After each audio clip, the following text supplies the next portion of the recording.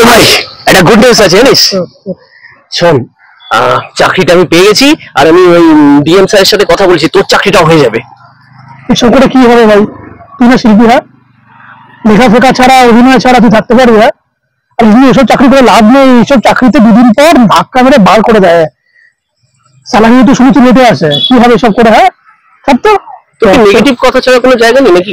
এটাই পজিটিভ, এটাই সত্যি। কিরে শোন না, একটা কথা আছে। ওই যে ছেলেটার সাথে কথা বলতাম না, আমি ভাবছি ওকে হ্যাঁ করে দেবো। ছেলেটা ভীষণ ভালো, বিশ্বাস কর, আমাকে এত কেয়ার করে না, মানে কি বলবো। ভালো ছেলে?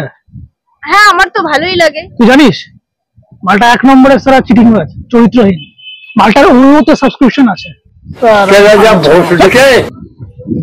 আমি ভাবছি এবার এখন থেকে ভিডিও করা শুরু করব। সবাই করছে, বেশ ইনকামও শুরু হয়ে গেছে সবার।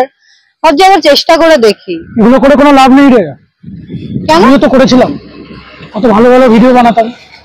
পাত্তা দিল কেউ? গুরুত্ব দিল? শালা 1 মাসে 3টে ভিউজ। তো আমি করলে হয়তো বেশি হতেই পারে। শিল্পের কোনো দাম নেই, বুঝলি তো? এইসব ছাড়, অন্য কাজের কাজ কর। ভিডিও করছে ভাই, ভাবছি এখন মার্কেটের যা অবস্থা পড়ে গেছে, মার্কেট এই টাইমটা হচ্ছে ভালো ইনভেস্ট করা। আমি তো অনেকদিন ধরে ভাবছিলাম যে ইনভেস্ট করবো। ইনভেস্ট করি? আরে ভাই, আমার দাদা স্টকে ইনভেস্ট করেছিল, 5 লাখ টাকা ডুবে গেছে ইনস্ট্যান্ট। তুই জানিস? এসব করিস না। কি বলছিস ভাই?